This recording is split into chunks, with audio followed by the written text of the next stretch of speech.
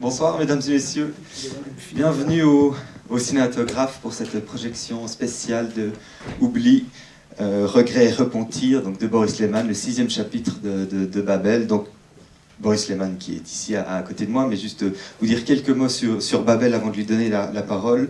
Babel, c'est 30 heures de film, à la fois journal intime et romance autobiographique que le cinéaste a réalisé entre 1983 et 2016. Et on a commencé ce cycle mardi passé avec le premier chapitre, Lettre à mes amis restés en Belgique. Et puis tous les jours, on a projeté chaque film, chaque chapitre qui compose Babel. Et donc ce soir, vous allez voir les 2 derniers chapitres de cette œuvre. Donc, je l'ai dit, Oubli, Regret et Repentir maintenant. Et puis, tout à l'heure à 21h, Funérailles. Donc, c'est 2 films qu'on vous propose en première Suisse. Et vu que Boris Lehman est à côté de moi, je pense que vous allez beaucoup mieux expliquer le film et ce 6e chapitre. Non, j'ai rien à expliquer. J'ai commencé ce film en 1983, 83 pour les Suisses. Donc, il y a 33 ans exactement. C'est toujours le numéro 33, le 3 qui me poursuit depuis longtemps, puisque je suis né le 3 mars. Oui. Et à Lausanne. Donc, voilà. Il n'y a pas vraiment de... Il y a une chronologie, on a testé justement pour la première fois 7 chapitres qui forment un cycle qu'on a appelé autobiographique, mais vous verrez entre le documentaire autobiographique, le journal filmé et le récit mis en fiction, la frontière est très petite, donc il y a confusion entre le Boris Lehman que vous allez voir sur l'écran, moi, et un personnage de fiction que j'ai inventé. Donc c'est à vous de voir un peu. Évidemment, quand on filme ces funérailles, c'est obligatoirement de la fiction, de la reconstitution. Ça, c'est le film qui sera projeté à 9h. Donc, à certains moments de ma vie, surtout dans les années 80 et 90, j'ai filmé beaucoup, c'est-à-dire pas tous les jours, mais disons 3-4 fois par semaine. J'emmagasinais des matériaux filmés, sans scénario, sans préparation. Et puis avec tout ce matériau, au fur et à mesure des années, ça s'est accumulé et j'en ai fait des films. Il y a beaucoup de matériaux qui n'ont pas été utilisés, qui se trouvent toujours sur des étagères ou dans des caisses. C'est seulement le sommet de l'iceberg qui compose les films qu'on peut voir. Alors, les films en général s'expliquent d'eux-mêmes, donc c'est pas la peine que je présente. Même si vous n'avez rien vu, n'avez vu aucun film de moi, vous entrez dans ma cinématographie avec ce film-ci. Voilà. Et puis après la projection, il y aura une petite discussion avec Boris Lehman, François Albera qui est professeur à la section d'histoire et esthétique du cinéma de l'Université de Lausanne, et puis peut-être aussi avec Serge Abramovici qui est un ami et cinéaste de Boris Lehman. D'accord. Pour ceux qui ont vu Mais sept lieux, qui était le chapitre 4, je crois, vous verrez que Oubli, Regret et Repentir est très attaché à ce film, puisque c'est une bobine que j'ai oubliée, une bobine qui avait été oubliée, que je n'avais pas osé mettre dans le montage, et voilà, donc, comme j'explique, c'est un film sauvé des eaux. Merci beaucoup, et bonne projection.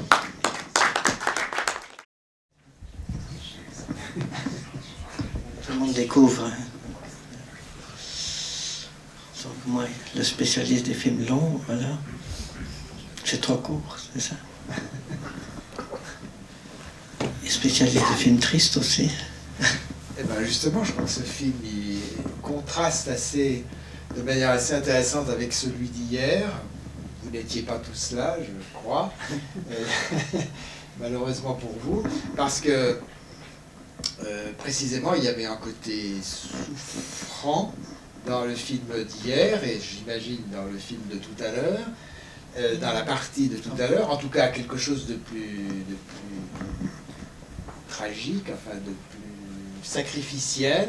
Et là, on a affaire à un film à première vue très joyeux, enfin très respirant une certaine joie de vivre. D'ailleurs, on peut même se dire, puisque quand on voit un film, c'est toujours dans des circonstances particulières. Donc ici, vous le voyez avec le cinéaste, mais on pourrait se dire aussi, il nous montre une image de la Belgique et de Bruxelles, alors qu'il vient de se passer ce qui s'est passé ce matin dans cet endroit. Donc il y a aussi ce contraste, n'est-ce pas? C'est-à-dire, le film parle aussi de ça de manière particulière. Enfin, il n'y avait pas de gouvernement, et aujourd'hui, au contraire, on a sans doute le Premier ministre belge et les autorités de l'État prennent une place tout à fait différente que dans cette période où ils étaient en vacances et où la société fonctionnait cependant. On peut faire des tas de rapprochements. Enfin bon, mais on peut faire aussi des rapprochements, si vous avez vu l'ensemble des parties qui sont passées pendant toute la semaine, étant donné le mode de filmage que Boris Lehmann adopte, comme il l'a dit tout à l'heure, c'est pas toujours aussi improvisé, mais disons que c'est un peu au fil de l'inspiration, et néanmoins, il y a une cohérence immédiatement qui se construit, des échos. Parce que repentir, tu as dit, ce n'est pas un codicile, ce n'est pas un supplément, ce n'est pas un bonus, mais c'est un repentir. C'est aussi une formule pour dire que quelque chose a manqué et qu'on le rajoute. Bon. Et en tout cas, dès lors qu'on a vu un film un peu auparavant, enfin c'est mon cas puisqu'hier j'étais là, et qu'il y avait un épisode, mais si on a tous les autres épisodes en tête, je ne les ai pas tous en tête, mais en tout cas tout circule à cause du mode de filmage et de narration qui est celui de ce cinéma. Par exemple, dans le film d'hier, il y avait les escaliers d'Odessa, et là, à la 3 ou 4e plan, tu vas t'asseoir sur un escalier qui est filmé de la même façon. Pour moi, alors je ne dis pas du tout que c'est une construction de ta part, mais c'est comment dire, on a l'impression depuis longtemps que je vois les films de Boris que c'est une immense cosmogonie, mais qui est relativement, enfin qui a une très grande cohérence. Enfin, c'est une cosmogonie justement. C'est pas n'importe quoi ou toute chose qui apparaîtrait. Ça s'intègre à une certaine logique. La manière de filmer, les gens qu'il rencontre, les va-et-vient, le corps, la présence du corps. Ici, elle est médiée par la pièce de théâtre de Sophocle, la nudité. Hier, c'était... C'est une erreur de ma part, hein. C'est Échille et c'est pas Sophocle. Mais mes films sont remplis d'erreurs. Voilà. Oui, je devrais faire un nouveau repentir. Mais disons que, puisqu'on nous dit que c'est de Sophocle, on va le prendre comme ça, parce qu'ils ont, en général, les trois tragiques grecs ont écrit chacun un peu la même chose. C'était justement un principe que de reprendre un même thème, donc c'est pas très grave.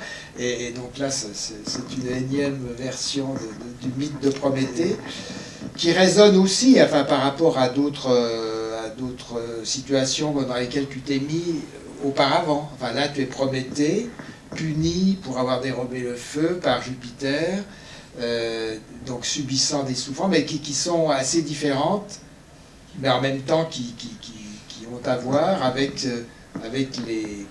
les damnations ou les souffrances que tu as pu t'infliger à toi-même dans le film d'hier, où tu vas te perdre dans le Grand Nord russe, ou bien au Mexique, au tout début de Babel, pour ceux qui ont vu en tout cas le premier épisode, où il veut aller au Mexique chez les Tarahumara. Donc il y a toujours une sorte d'épreuve initiatique, un déplacement, un voyage. Ici, c'est en petit, c'est dans un périmètre beaucoup plus petit, quoi qu'on aille tout de même à Bruges et à Anvers, mais on ne traverse pas des immensités.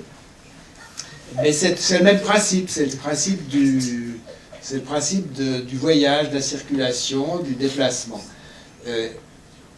et de la rencontre. D'où naît la narration. C'est-à-dire que contrairement, vous voyez, je ne sais pas si je suis le seul à être dans ce cas, mais ce que j'apprécie déjà à un premier niveau quand je vois un film de Boris Lehmann, puisque je découvre celui-ci, c'est que immédiatement ça nous fait penser ou ça nous fait produire des associations d'idées avec des tas de choses. Hein. J'en ai énuméré quelques-unes comme ça ou des beautés, mais on pourrait et même beaucoup de choses sont déjà parties, n'est-ce pas, qui me venaient dès la première image, dès la seconde, parce que justement il ne nous raconte pas une histoire au sens où n'importe quel film, des films qui passent à 95% dans cette maison et dans des salles de cinéma de ville et de toutes les villes, où il y a une structure narrative avec l'histoire d'un type qui va faire ça, etc.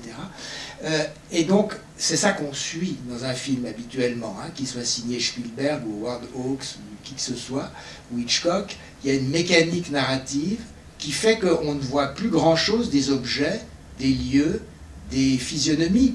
Et tandis qu'ici, on est sans arrêt appelé à être devant des portraits, devant des prises en compte de lieux, etc. Bon, enfin, je déblatère, mais je voulais dire encore une chose avant que de te redonner la parole, et puis que peut-être que la discussion s'introduise. Mais il y a quelques années de cela, on avait déjà fait d'ailleurs une rétrospective Boris Lehmann ici avec l'université, et puis tu étais venu à l'université dans un cours, où c'était même un cours que j'avais consacré à ton cinéma, et il y a eu un épisode où un autre cinéaste est venu qui s'appelle Éric Bulot, que vous connaissez peut-être. Enfin, il n'est pas tellement distribué dans les salles de cinéma, mais et je ne crois pas qu'il soit beaucoup passé à la Cinémathèque suisse, mais enfin c'est un cinéaste, disons, du cinéma indépendant, enfin, si ce mot a un sens, et qui fait un peu des expériences. Et je me rappelle qu'on avait eu une sorte de confrontation entre Boris et Éric Bulot. Bulot travaille beaucoup sur la question de la parole, des langues, de la désynchronisation avec les machines. Bon. Et ce qui est frappant ici, c'est que par accident, en quelque sorte, tu mets en jeu la plupart de ces procédés, ou qui ne sont pas des procédés, mais enfin qui sont des mises en œuvre de la machinerie. Vous voyez, le son s'accélère, le son se bloque, il y a un battement qui rythme de manière parasitaire l'enregistreur. Enfin, tous ces éléments de la machine, de la machinerie, qui sont celles des machines, disons, un peu antérieures à la situation présente, puisqu'aujourd'hui, avec le numérique, etc., c'est d'autres machines, mais elles n'ont pas moins de dysfonctionnement, bien entendu. D'ailleurs, le petit épisode dans la salle de cinéma efface la nuit pour mettre autre chose. Enfin, on voit bien aussi la fragilité, n'est-ce pas, de qu'est-ce qu'un film sur ce DCP qu'on peut effacer pour mettre autre chose à la place. Bon, mais en tout cas, ce qui me frappait, c'est que en situation de rencontre, et non pas pour faire une démonstration, parce que c'est un peu démonstratif chez Bulot, ici, l'accident technique ou les aléas de cet ordre viennent inquiéter un rapport à autrui, inquiéter l'expression de quelque chose, et même de quelque chose qui est, par exemple, cette jeune femme qui veut offrir des biscuits, des pâtisseries pour l'anniversaire de Boris. Donc, c'est beaucoup plus grave. Enfin, disons, il y a une gravité qui n'est pas dans le formalisme qu'on peut souvent mettre dans la démonstration. Et dans le cinéma indépendant, ou on pourrait même dire dans le cinéma underground, le cinéma expérimental, comme on dit, souvent, même chez quelqu'un comme Michael Snow, par exemple, il y a l'idée c'est l'art comme procédé, hein, selon l'expression que Chudovsky avait lancée en 1919 et qui a eu beaucoup de succès au XXe siècle, l'art comme procédé. Ça marche comme ça, donc on va dérégler, on va... Bon. Et suivant les cas, c'est une démonstration formelle. Et ici, ce qui est intéressant, c'est que ça met en péril le film. C'est tout autre chose que de faire une démonstration de cet ordre. Voilà, je voulais juste dire ça. C'était les choses qui m'étaient venues en cours de route avant qu'elles ne s'effacent. Oui, je peux incorporer les accidents, disons, dans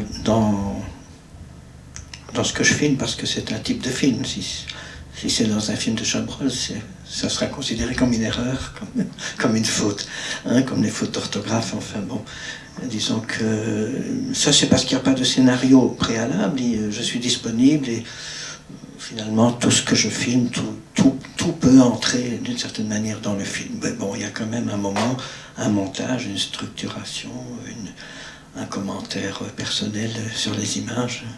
Donc finalement, ça devient un film.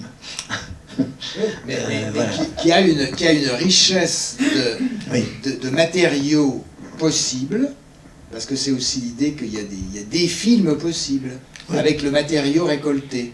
Tandis que quand on Oui. tourne un film, quand M. Spielberg, même s'il a beaucoup plus de moyens que Boris tourne un film, finalement il a très peu de possibilités. Il a un scénario qui a été réécrit 59 fois par tous les script doctors de la maison de production, et puis il doit s'y tenir, et finalement les moyens ne permettent pas un enrichissement de l'histoire. Tandis qu'ici, puisque l'histoire... Mais oui, cette situation-là, c'est quelque chose qui est en discussion dans le cinéma depuis les Frères Lumière, à peu près. Hein. C'est-à-dire, on part avec un scénario béton et on réalise le scénario, on filme le scénario, ou bien on filme la vie des personnages, des expériences, des performances, comme on dit aujourd'hui, et une histoire vient de là. Quand Vertov disait l'homme à la caméra est un film sans scénario, sans acteur, sans... Mais évidemment, c'est un film d'une richesse extraordinaire, n'est-ce pas, qui n'a pas du tout été comprise à l'époque. Même des cinéastes éminents trouvaient que c'était un chaos, un kaléidoscope, c'était n'importe quoi. Aujourd'hui, c'est devenu un film emblématique, enfin fétiche, hein, il est sur YouTube, etc. Mais c'est parce que Vertov partait de l'idée qu'il faut aller dans la vie, dans la ville, au devant des gens, et les histoires vont venir de là, et non pas partir avec un schéma préalable pour l'illustrer avec je crois que c'est peut-être une toute petite chose, mais si vous réfléchissez à ça quand vous allez au cinéma, vous verrez que éventuellement le cinéma coutumier vous deviendra rapidement insupportable. C'est un peu ce qui m'arrive. Et j'ai plus envie d'aller voir de films parce que j'ai envie de voir des films comme ça. Si vous voulez. Parce que ça apporte quelque chose à l'inverse de la plupart du cinéma formaté. Oui, qui voulait prendre la parole? Quand même, je crois que cet épisode et ce dysfonctionnement, d'abord c'est rare malgré tout dans les films de Boris, et ce qui se passe ici, et qui est quand même assez particulier à ce film, c'est que Boris arrive à retourner l'obstacle quelque part, ce qui devrait être un ratage, va finalement servir, non seulement parce que la scène est très bonne, elle est un peu burlesque, mais tout se met ensemble pour ce côté burlesque. D'abord dans le cinéma, puisque finalement il raconte du baratin, il ne va pas passer les films de Boris, etc. Donc le vrai discours à la bonne vitesse aurait peut-être pas été aussi intéressant que ce démontage par le changement de vitesse. Même chose avec les gâteaux, puisque finalement on comprend quand même tout le sous-texte de cette offrande, et ça va contaminer quelque part ce qui pourrait être plus sérieux après, qui serait la représentation théâtrale, justement. Et je crois que ça, c'est assez spécial. C'est un film plus optimiste que celui d'hier, très nettement, où le hasard doit jouer en la faveur de Boris. Ce qui est un nouvel acquis, je dirais.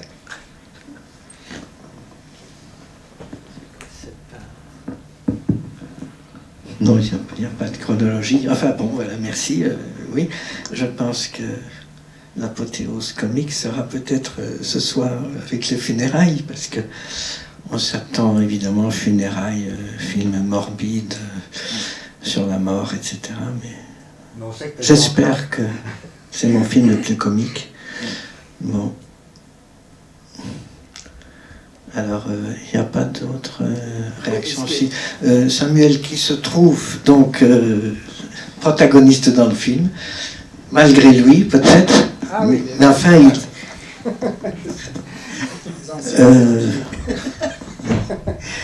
Écoute, moi, ce qui me réjouit, évidemment, je reviens à mon petit problème personnel de narrateur publié, n'est-ce pas? Parce que finalement, je veux dire, c'est cette liberté de narrer quelque chose en utilisant une histoire, des histoires, en y faisant entrer toutes sortes de personnages, des amis, des inconnus, en restant, en ayant comme base de narration le jeu, qui s'est perdu pour des raisons de corruption sociale.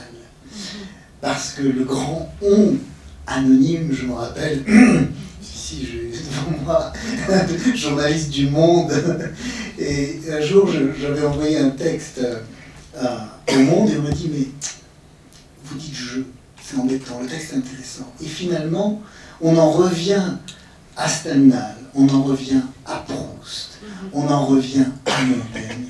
Et finalement, je réfléchissais ces derniers jours je me disais, mais ton cinéma, le cinéma de Chantal Akerman, le cinéma, un certain cinéma italien, dans ce que tu as dit, dans ce qu'a dit François, j'ai entendu des tas d'échos d'interviews de Fellini, où il était terrorisé devant son producteur. Il disait, mais ce scénario, mais l'histoire, mais la fin, quelque chose d'un peu gai, d'un peu optimiste.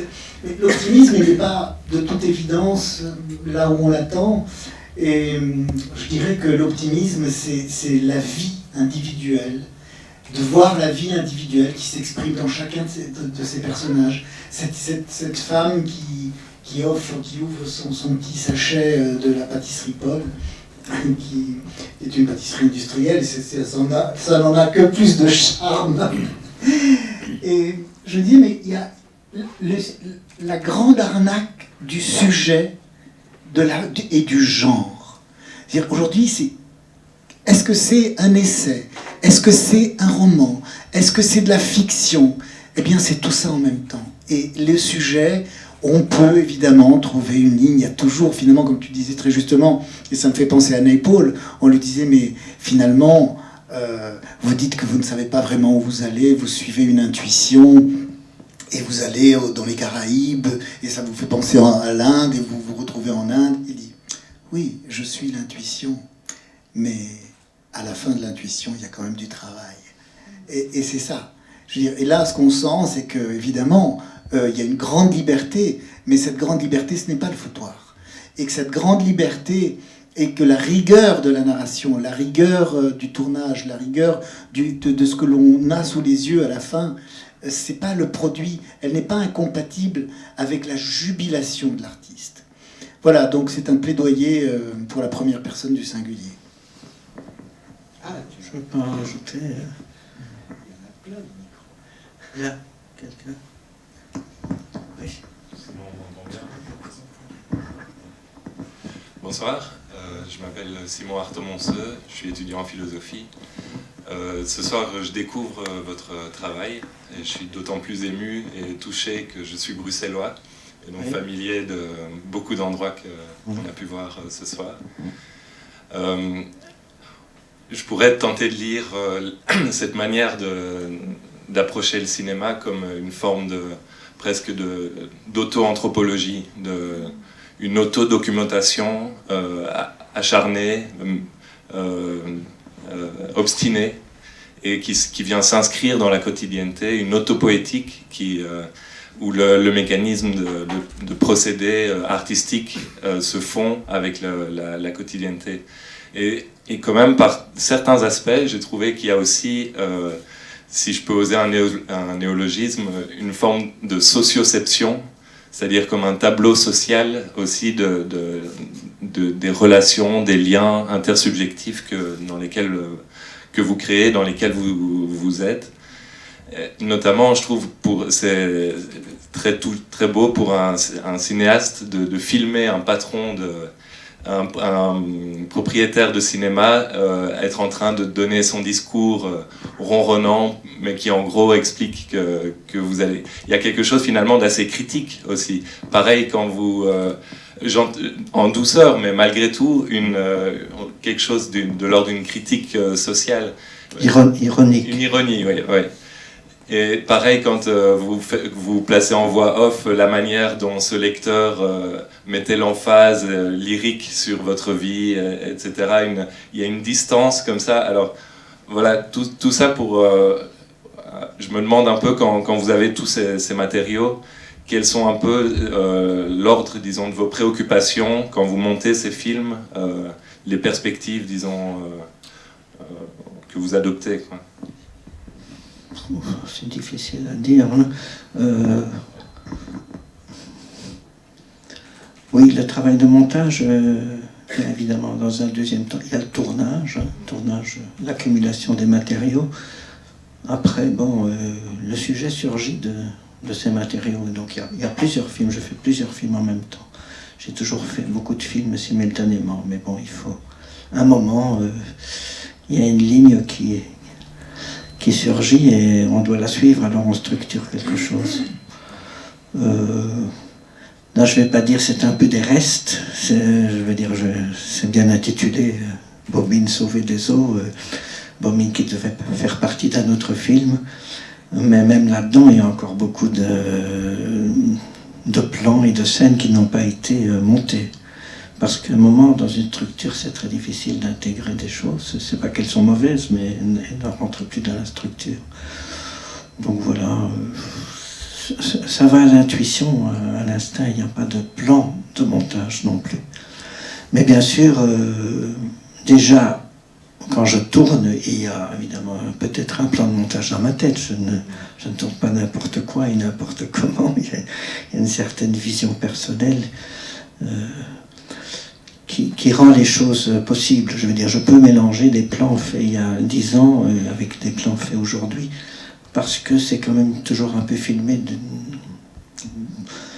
de la même manière, je dirais, enfin, grossièrement. Voilà, je ne peux pas être beaucoup plus précis. Je crois qu'il y a une petite scène qui est assez démonstrative un peu de la méthode. On voit une famille, elle tient un parapluie, je ne sais plus comment il s'appelle, au bord de mer, sur la jetée. Et puis, c'est un portrait fixe. Et puis ensuite, il y a un plan en plongée sur toi, tout petit. Et puis on revoit la même famille, de dos, et elle se retourne. Donc là, il y a du jeu. Il y a une petite fiction où elle se retourne, parce que, à l'évidence, si toi tu arrives en bas, personne ne pouvait filmer le premier plan. Je sais, mais c'est subtil, mais je vois que tu l'as vu, mais c'est parce que j'ai deux points de vue, donc justement je suis en même temps devant et derrière.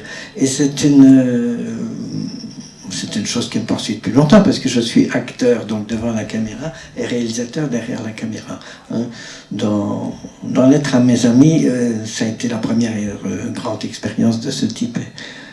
Et ça m'a rendu un peu fou. C'est une situation très compliquée, très schizophrénique, bien sûr. Donc maintenant, avec l'expérience, bon, c'est fait d'une manière plus apaisée. Mais peut-être que le personnage de Boris, acteur, et le personnage de Boris, réalisateur, c'est un peu plus dissocié. C'était beaucoup plus confus dans mes premiers films, donc il y avait une chose un peu impossible. Enfin, on ne peut pas être en même temps devant et derrière. Donc c'est d'une impossibilité. Mais du coup, cette ironie est de plus en plus flagrante. C'est à cause de la dissociation. Oui. On peut dire que dès le début, quand il va prendre son café, il y a le plan où il est visible accoudé au bar avec le barman en face. Et dès lors qu'on a un gros plan sur la tasse, ça a été filmé de manière dissociée. Enfin, on peut chaque fois se dire, ben, là, fait irruption la mise en scène, fait irruption la fiction, par conséquent.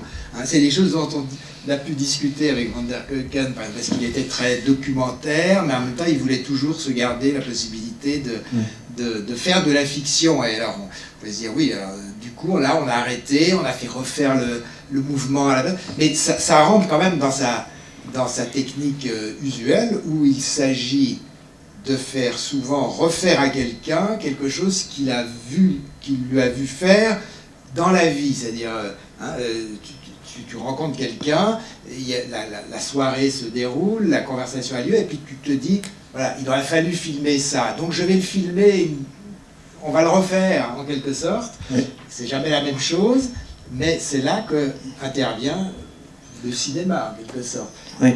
De même, on pourrait dire, mais même si on est plus près, parce qu'au fond c'est ça, il y a une espèce de coïncidence qui n'est jamais obtenue, et on ne peut pas l'obtenir, et on peut s'éloigner plus ou moins. Mais même quand Rouch et Morin font Chronique d'un été, ils mettent en scène les gens qu'ils interviewent. On le voit bien maintenant qu'on a accès au Roche, qu'il y a 9 heures de Roche de ce film d'1 heure et demie, rien n'est pris à la volée. On arrête, on recommence, redis ta phrase, refais, Marceline, remontre-nous le numéro sur le bras, etc. Rien ne vient comme ça. Ce que Morin et Rouch avaient théorisé avec leur concept de cinéma-vérité en disant que, justement, la caméra produit la vérité. C'est pas qu'elle doit la capter à l'improviste. C'est que tout à l'heure, je parlais de Vertov. Il a fait le même mouvement d'ailleurs, parce qu'il a commencé par dire il faut prendre les choses à l'improviste, il faudrait filmer à caméra cachée. Et puis au bout d'un moment, il se rend compte que non, c'est en faisant de l'observation participante, comme on dit en anthropologie, que les gens vont se trouver en situation de se mettre en scène. Et alors là, on retombe sur le directeur de salle, avec lequel je trouve que vous êtes durs les uns et les autres, parce que bien sûr qu'il y a quelque chose qui se dévoile de la faconde un peu emphatique et vaine, et que l'accélération met ça en lumière. Mais la première chose, c'est que c'est un type, d'abord, qui n'a rien d'un Belge, n'est-ce pas? Je ne sais pas s'il est libanais ou quelque chose comme ça. Tunisien. Oui, tunisien. Bon, enfin, on voit bien qu'il vient du monde moyen-oriental, bon. Et non, mais il a une capacité. Non, il a une. Je ne me moque pas. Non, mais moi j'ai pas dit, mais c'était plutôt qu'on disait voilà, c'est creux. Bon, mais c'est aussi le côté fleuri d'un langage qui fait plaisir à son interlocuteur. Et alors, ce que je trouve très fort, c'est qu'on commence la séquence dans ce cinéma avec la vision de l'écran sur lequel passe un film, je ne sais pas lequel, mais où il y a un bonhomme, un imam, je ne sais pas, qui explique à une assemblée que le mari peut battre sa femme à condition que les coups ne se voient pas, enfin, un truc comme ça. Et donc, on a les deux faces tout d'un coup d'une civilisation, enfin, ou en tout cas d'une culture, dont on parle beaucoup en ce moment, et là on est en face d'une contradiction aiguë, n'est-ce pas? C'est ce côté inégalité des sexes, enfin le mari, l'autorité exercée, enfin l'autorité qui s'exerçait dans nos latitudes jusqu'à il y a fort peu de temps, et d'ailleurs ça me fait penser à une chose, l'accélération de la parole introduit, et ça c'est quand même, voilà, tu es tout à fait dans le mouvement d'une préoccupation qui se développe beaucoup au cinéma et ailleurs, c'est qu'on arrive au transgenre. C'est-à-dire que tout d'un coup, il y a une féminisation de la parole de cet homme, puisque ça va trop vite, et tout le monde, en accélérant la prise de son, on désexualise, enfin en tout cas on fait passer d'un sexe à l'autre.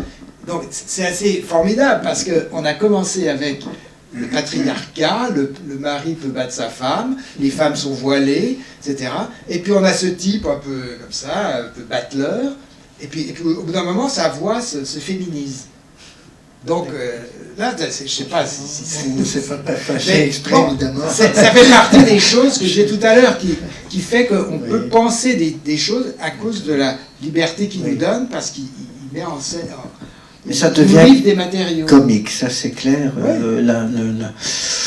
La transformation du son, on voit ça dans les films de Tati, une fois que le son n'est pas normal, il y a une connotation comique souvent. Voilà. Oui, mais là, c'est comme dans On connaît la chanson de René, quand tout d'un coup, je ne sais plus quel personnage bien masculin a la voix de je ne sais plus qui, d'Edith Piaf, n'est-ce pas et tout, ou même le général nazi au tout début, c'est le premier truc dans On connaît la chanson, n'est-ce pas oui, My Führer, etc. Et puis j'ai deux amours, etc. Et on voit ce dignitaire nazi qui a une voix féminine. Bon, c'est une opération extrêmement violente, extrêmement efficace pour déconstruire un personnage social, un masque, enfin, etc. Juste pour préciser, je ne Oui. voulais pas... Non, mais ça va. sévère avec la personne même du directeur du cinéma. Je voulais juste évoquer que ça pouvait montrer, disons, de manière générale, la difficulté de l'artiste, disons, plus expérimental, de faire passer, de faire voir son travail par rapport aux institutions officielles, quoi. C'était plutôt une image sociologique générale. C'était pas contre la personne elle-même. Oui, il ne s'agit pas vraiment de ça non plus. C'est juste une petite réflexion par rapport à ce qu'il a dit. Je vous dis, ce n'est pas un film écrit à l'avance, hein, vous avez bien compris. Hein. Oui, il ne récite pas un rôle, ce monsieur. Voilà. Mais au moins, il parle de cinéma, tandis que quand on va à la Cinémathèque Royale... Non, mais c'est pas non plus une interview où il est d'accord de jouer le jeu. Oui, pour moi, ce sont quand même des amis. Vous avez compris qu'il n'y a pas d'acteur dans le film. Hein. Il n'y a jamais d'acteur dans aucun de mes films. Par toi, dans Prométhée. Oui, si on veut. Ou alors tout le monde est acteur. Bon, tout le monde joue son propre rôle d'une certaine manière. Voilà. Merci beaucoup. Je pense que si vous avez le courage de venir à 9h, c'est bien. Sinon, on est invité. Non, ils vont venir. Voilà. C'est pas une suite, hein, donc Funérailles, ce n'est pas une suite de ce film 6. Donc vous pouvez inciter des amis qui ne sont pas venus à venir seulement tout à l'heure. Bien sûr, ils ne seront pas perdus. Alors c'est aussi une première mondiale puisque je n'ai jamais vu le film projeté. Hein, la copie est arrivée il y a une semaine, je l'ai apportée. Donc ça sera du film tout à l'heure. Non, malheureusement. Non, tu dis la copie. Oui, mais c'est tourné en 16 mm, mais on ne peut plus tirer de copie. On peut encore, mais c'est une montagne à traverser, donc les films sont numérisés maintenant. Donc. Parce que quand même, ceux qui sont venus hier, peu nombreux, mais... J'ai encore certains films anciens qui sont la en copie. La qualité de l'image d'hier par rapport à la texture de l'image d'hier, par rapport à celle-là, au bout d'un moment, on s'habitue, bien entendu, mais c'est la première chose qui frappe, c'est que le numérique, en tout cas, au nombre de cas où nous sommes... je suis assez satisfait du DCP, je dois dire. C'est sans commune mesure avec l'image d'hier, voilà. Qui était du 16 projeté. Voilà. Merci.